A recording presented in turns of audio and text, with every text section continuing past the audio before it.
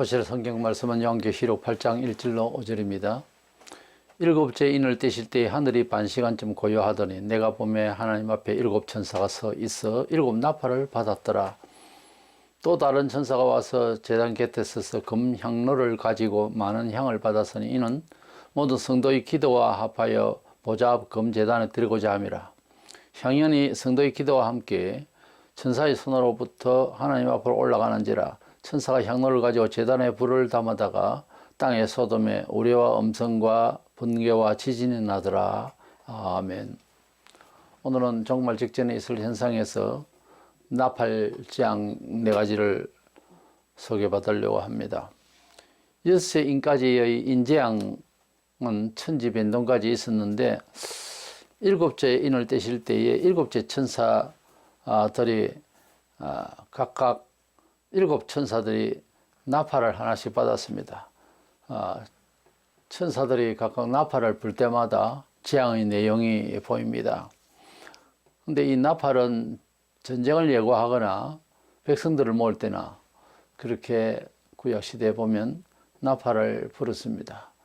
어떤 긴급한 상황이거나 특별히 이 마지막 때의 나팔이라고 하는 것은 단순히 우리 입으로 나가는 복음 전파라고 하는 영적인 뜻이라기보다 하나님의 재앙의 소리다 그 말입니다. 나팔 재앙이. 그래서 이 나팔 재앙이 어떤 것이 있는지 살펴보고 우리에게 영적으로 어떤 교훈을 주시는지 알고자 합니다. 먼저는 환난 중에 성도들이 기도를 안 할 수가 없을 거예요. 많이 기도를 하니까 하나님께서 들으시고 악한 세상을 심판하신다 이렇게 볼 수 있습니다. 말세에 가면은 지금 우리가 고난을 겪고 핍박을 받는 정도를 완전히 넘었습니다. 그래서 천지 변동도 있고 정치적인 적그리스도의 환란이 있고 이럴 때 기도를 안 할 수가 없어요. 그때는 누구나 할 것 없이 기도가 좀 더 순전하고 간절할 겁니다. 지금도 마찬가지로 우리가 기도를 얼마나 간절히 하느냐에 따라서 모든 적이 되는 사상이나 사람이나 일들이 하나님의 재앙을 받을 수가 있는, 그래서 원수를 이기는 결과를 줍니다. 결국은 상대가 강한 것이 아니라 우리가 기도가 간절하지 않았다는 겁니다. 기도를 간절히 하고 전심으로 하나님께 의존하면 하나님은 응답하시는 하나님은 그제나 지금이 똑같습니다. 본문 4, 5절에 향년이 성도의 기도와 함께 천사의 손으로부터 하나님 앞으로 올라가는지라. 천사가 향로를 가지고 제단에 불을 담아가 땅의 소돔에 우레와 음성과 번개와 지진이 나더라 그랬습니다.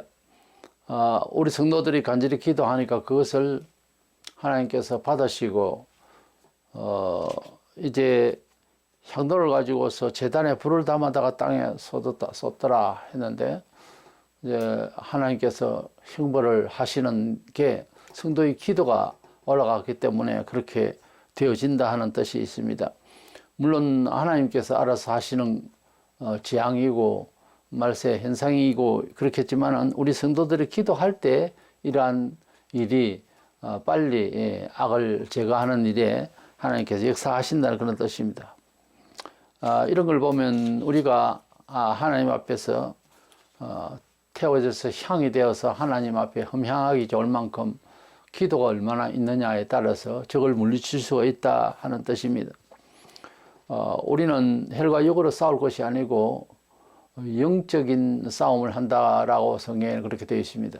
때문에 개인적으로나 공교회적으로 사회로부터 정치적으로나 핍박을 받을 때에 우리가 할 수 있는 일이 가장 중요한 것이 하나님 앞에 향이 될 만큼 그렇게 하나님이 허명하시기에 좋게 기도를 많이 올려야 됩니다.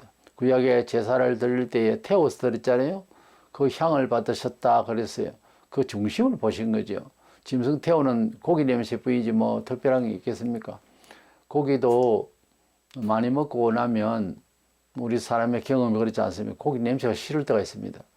그러니까 하나님께서 우리에게 구약시대 제사를 해서 고기를 태우고 하는 향을 보시는 것은 우리 마음에 그만큼 죄와 단절하고 하나님 뜻대로 살고자 하는 간절함이 있고, 죄인으로서 이겨야 할 대상은 남이 아니라 내 자신입니다. 우리 속에 있는 죄성과 싸우고 하는 그런 면모를 보이는 제사하는 사람을 제주라고 할까요? 그 제물보다, 제물의 또 형식보다 제주의 마음이 하나님께 드려져야 되는 거예요. 제일 처음에 제물을 드리는 게 아담이 가인과 아벨을 두고 있을 때 가인이 드리는 제사는 하나님 안 받으시고 아벨의 제사는 받으셨습니다. 그때 가인이 분노를 하나님께 하든지 차라리, 근데 동생을 쳐 죽였습니다.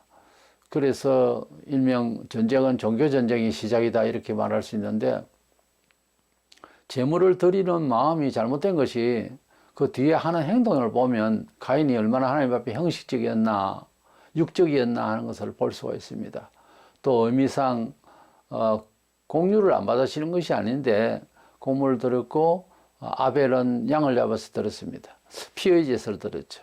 그래서 그것은 내면에 예수 그리스도의 보혈의 피를 상징하기도 합니다만은 어쨌든 목숨을 짐승이지만은 제물을 드려서 그래서 피를 흘려서 하나님 앞에 바치는 그 영적인 의미가 아벨이 하나님 앞에서 완전히 하나님께 감사함으로 제사를 드렸다 그 말이고, 또 마른 공유를 드린 가인은 드리는 거는 드리는 거지만은 그렇게 마음이 마르고 또 악한 마음이 그대로 가득한 상태에서 제물을 드렸다라고 보아집니다, 영적으로. 그래서 하나님께서 가인의 제물은 받으시지 않으셨다 이렇게 결론을 낼 수 있어요.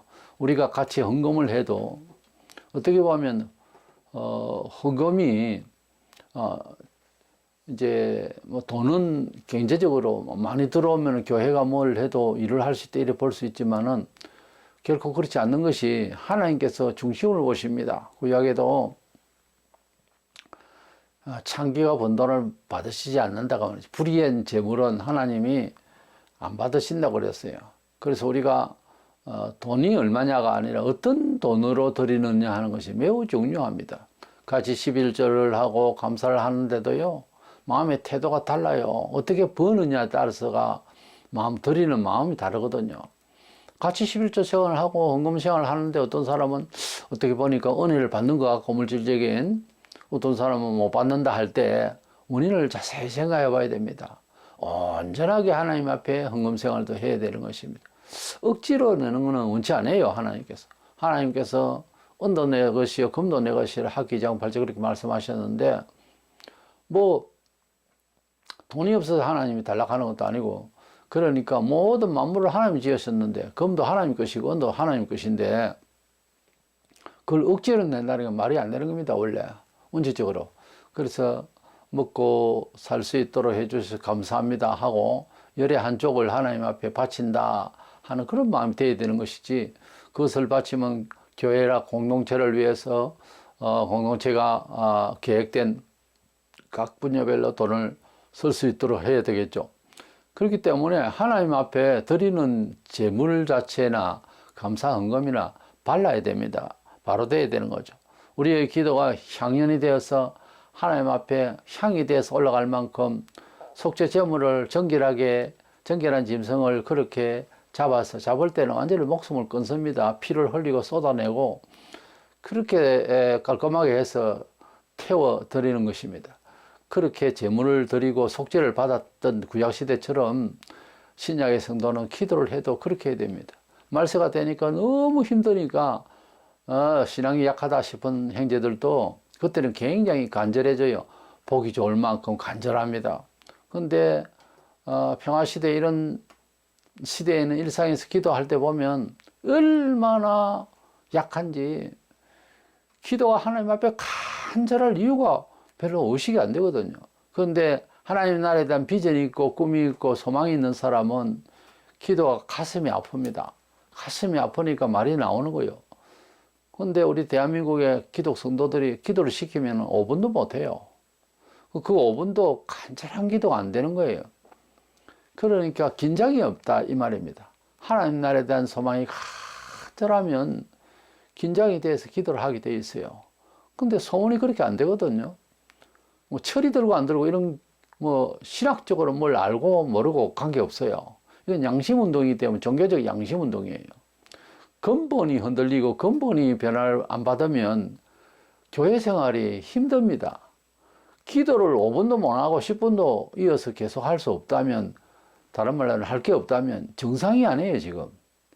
기도는 하나님 앞에 어떤 목적의식이 일상에 늘 살아있어야 되고, 어떤 상황에 부딪혀서 기도를 맡았던가 아니면 정한 기도를 해야 할 경우가 되면 일상에서 계속 하나님 뜻에 맞추려고 하고 간절하면 기도가 되죠. 근데 일상에서 내 알아서 살면 어떻게 기도가 되겠습니까? 또 어떤 사람은 공적인 기도에는 적어서 하는 것이 낫겠다 해서 요즘은 교회 장로들도 뭐 적어가지고 단상에 올라서 그래서 기도의 순서대로 기도를 하고 있는데, 물론 헛된 소리 하는 것보다는 정돈한 기도문을 읽고 기도를 하는 것도 괜찮겠죠. 마음을 넣어서 잘 기록했다면.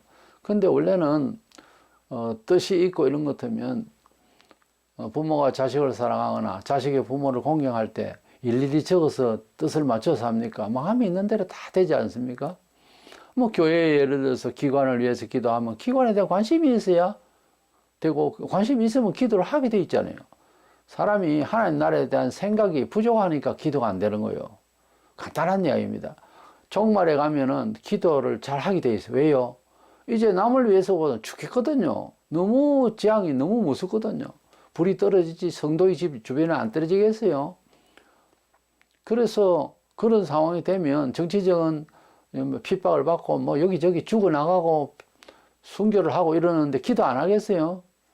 아이고 빨리 죽었으면 하지만 죽음도 그렇게 쉽게 죽는 것이 아닙니다. 그게 아무나 못 죽어요, 죽음도. 그래서 하나님 앞에 그때 가서 기도할 때는 보면 아이고 기도도 할 줄 모른다 싶은 사람 기도를 잘하게 돼 있어요. 왜? 너무 큰 환란이 오니까. 안 그러면 배신하고 뭐 적그리스도 쪽으로 가버리죠. 간단한 이야기예요. 일제 때도 그랬고 역사 속에서 늘 배신할 때를 그랬어요. 뭐 멀쩡하게 떠나버립니다. 그 원래 안 믿었다 그 말이지. 우리가 하나님 나라가 가까이 오면 올수록 악의 영도 크게 설칠 것입니다. 또 개인적으로 축복받기 전에 조금 흔들립니다. 생활이. 꼭 그렇습니다. 좋은 일을 만나면 마귀가 도저히 두고 못 보는 거예요. 계속 괴롭히는 겁니다. 요업이 이제 시험 받을 때 내용을 보면 전혀 잘못이 없어요. 근데도 사탄이 아주 시기를 내서, 그래서 물론 하나님께 허락을 받고 생명에는 손을 못 대게 하고, 그리고 온 집에 자식까지 쳐서 죽이고 난리가 나는 겁니다. 불이 임해서 막 처벌받은 것처럼 난리가 났어요. 그런데 그 사람은 정직하게 하나님 앞에서 바로 살았기 때문에 부담이 없었던 거예요. 그게 중요한 겁니다. 우리가 무슨 일을 당하고 어려움을 당할 때 이 일에 대해서 내가 크게 잘못된 마음을 안 먹었는데 왜 이럴까? 그러면 마귀가 시험하는 거니까 잘 참아내야 됩니다. 우리가 무엇을 복을 받고 잘 되려고 하면 호사담을 하고 꼭 보면 마귀가 엉뚱하게 사람을 괴롭히는 경우가 있습니다. 잘 참으시기 바랍니다. 어쨌든 종말에 되면 기도를 너무 열심히 하면 그 기도가 하늘에 정말 향이 돼서 올라가서 하나님께서 우리를 위로하시는 그런 악에 대한 재앙을 내리시는 것을 보게 될 것입니다. 두 번째 생각하는 것은 이 나팔 재앙은 아주, 두 번째 나팔 재앙은 무서운데요. 첫째 천사가 나팔을 보니까 피 섞인 우박과 불이 임하더라 그랬습니다. 우리 하나님께서 이 재앙을 내리실 때 지금도 그렇습니다만은 조금씩 경하게 이렇게 하시다가 도저히 말을 안 듣고 너무 차버리면은 그 순도를 높입니다. 원래 에스라 9장 13절에 보면 우리의 죄악보다 형벌을 경하게 하시고 그런 말씀이 있어요. 우리가 회개를 빨리 하면 되는데 회개를 안 하고 있으면 큰 징계가 있죠. 성도가 크게 징계를 받았다 할 때는 하나님께서 굉장히 참으셨고 가만히 살펴보면 항상 건드리고 계셨는데 회개를 안 했던 거죠. 가룟 유다도 인간적으로 보면은 회복할 수 있는 기회를 많이 주셨어요. 그런 언지를 주시고 해도 회개를 안 하는 거예요. 그래서 계시록상에도 계속 말을 안 들으면은 죽음의 그런 재앙도 내린다고, 자식도 거둔다고, 이런 말씀이 있습니다. 때문에 우리가 좀 신경이 예민해 있어야 됩니다. 하나님 뜻에. 항상 하나님 뜻에 살아 있어야 돼요. 그래서 하나님이 인도하시는 거냐, 마귀의 시험이냐, 이걸 잘 보고 잘 인내해야 됩니다. 그리고 하나님께서 경하게라도 매를 치신다 싶으면 하다못해 길 가다가 돌짝에 걸려서 넘어지더라도 하나님께서 내게 뭐라고 하신다 하는 뜻을 깨닫는 것이 참 중요해요. 인생은 그러려니 하는 그런 놈이 참 무지한 놈이고, 제일 못 쓸 말이 기독교인에게 있어서 인생은 그러려니 이렇게 그냥 치부하고 마는 아주 그 잘못된 변명 같지 않은 변명입니다. 인생은 그러려니 아니에요. 그렇게 사는 인생이 아니거든요. 근데 인생은 그러려니 다 매사를 그렇게 불교식으로 생각해 버리면은 그 불교식 생각이거든요. 그건 잘못된 거예요. 이 나팔장 첫째 나팔 보니까 피 섞인 우박, 무섭죠. 그냥 우박이 아니라 피 섞인 우박과 불이 함께 임했다 그랬습니다. 애굽에 내렸던 출애굽기 9장에 보면 그런 내용이 나옵니다만은, 이것은 하나님께서 아주 분노의 모습을 보이시는 거죠. 지구촌 땅과 수목과 풀도 3분의 1이 탈 것이라 했습니다. 뭐 산불 정도의 불이 아니에요. 우박과 함께 불우박이랄까요. 그렇게 내려가지고서 땅에 수목, 풀 3분의 1이 타버린다 했어요. 타는 것도 타는 거지만은 하루에 쓰는 우리가 수목에 또는 풀에 양이 굉장히 많습니다. 짐승을 먹기 위해서도 그렇지만은 수목은 또 뭐 종이를 만드는 것부터 시작해서 나무가 엄청나게 듭니다. 여러 책을 만들고 하는데 이것이 이제 3분의 1 타버립니다. 희망이 없어지죠. 둘째 나팔을 보니까 이제 바다의 생물, 배들이 죽고 깨어지는 생물이 죽고 배들이 깨어지는 일이 생깁니다. 어떤 영적으로 해석해 가지고 바다는 세상이다 그래서 3분의 1이 사망한다 이렇게 말하는데, 그게 아니고 문자대로 바다의 생물과 생물이 죽고 배들이 깨어지고 하는 일입니다. 계시록 16장 13절에 가면 바다 생물이 모두 다 죽는 이제 때가 옵니다. 그럼 사람이 다 죽었느냐? 그렇게 생각하면 안 되는 것이, 그 뒤에 사람들이 다 있기 때문에 다 죽었다고 말하면 안 됩니다. 그래서 이 바다는 계시록 13장의 바다에서 짐승이 나온다는 그 바다는 세속적인 거지만은, 여기에는 그렇게 영해를 해서 이때 사람 3분의 1이 죽는다, 바다는 세상이고 배들은 사람이다, 이래 해석하면 안 됩니다. 그래서 16장에 가면은 뭐 다 죽는다 했기 때문에, 그럼 사람이 다 죽었단 말이에요. 그때는 그게 아닙니다. 바다 생물은 바다 그냥 생물입니다. 고기하고. 그래서 3분의 1이 멸절이 됩니다. 지금 바다에서 나오는 것으로 먹고 우리가 생활에 이제 사용되는 것이 어마어마합니다. 근데 이것이 3분의 1이 죽어버리면 어떻게 하겠다는 겁니까? 식용에 상당한 문제가 있죠. 셋째 나팔을 보니까 횃불처럼 타는 별이 강과 물샘에 떨어지니 물이 쑥처럼 쓰고 마시다가 사람들이 죽는 내용이 나옵니다. 이래서 횃불처럼 타는 별이 떨어져서 물샘에 가루들이 떨어지겠죠. 떨어져서 그 물을 마시게 되면서 사람들이 죽습니다. 이거는 식수 오염의 차원을 넘어서는 겁니다. 그래서 물샘에 떨어지니까 물이 쑥처럼 된다고 하는 것은 식용수에 굉장한 문제가 생겨버립니다. 이러니 마실 물도 이제 없어지고 어려움이 오죠. 넷째 천사가 나팔을 보니까 태양과 달과 별들이 3분의 1씩 어두워져 버립니다. 비침이 없습니다. 이게 환경단체가 염려한다고 이 천체에 대해서 어떻게 할 수가 없는, 공중에 어떻게 할 수가 없는 차원입니다. 태양이 3분의 1이 어두우니까 달도 마찬가지로 3분의 1이 어두워지고 별들이 어두워지고, 이래서 말하자면은 낮이 3분의 1밖에 안 된다고 말입니다. 그래서 12시간 밤이고 12시간 낮이라고 평균을 잡으면, 그러니까 한 8시간 정도 밖에 밝지를 않다고 말해요. 계속 어두움이 3분의 2가 된다, 그런 뜻이에요. 그러니까 얼마나 살기가 무섭냐고 말해요. 그런데 이런 천체에, 이런 지상에, 이런 바다에 이런 일들이 벌어지는데 회개를 안 한다 이거야. 사람들이. 그러니까 공중에서 독소리가 날아오면서 외치는데 요한이 보니까 더 큰 화가 5번째, 6번째, 7번째 나팔 재앙이 있다고 화가 있으리라 하면서 그렇게 소리를 질렀습니다. 이것만 해도 이 상태에서 뭘 복원하고 살기가 힘든데 화가 3개 더 있다. 나팔 재앙은 5번째, 6번째, 7번째 재앙은 더 크다 그랬습니다. 그것을 다음 주에 보겠는데 계시록에서 보여주는 말세 재앙은 점점 더 심화되어가는 모습을 보게 됩니다. 하나님께서 기독 성도만 아니라 세상도 간섭을 다 하십니다. 온 세상 열방이 다 하나님의 간섭 안에 있습니다. 그런데 하나님께서 이 재앙을 내리시거나 또 성도에게 징계를 하시거나 하는 과정에 보면 아주 경하게 하십니다. 처음에는. 그러다가 회개하면 다 걷어버려요. 그런데 회개 안 하면 또 그 징계가 조금 더 커집니다.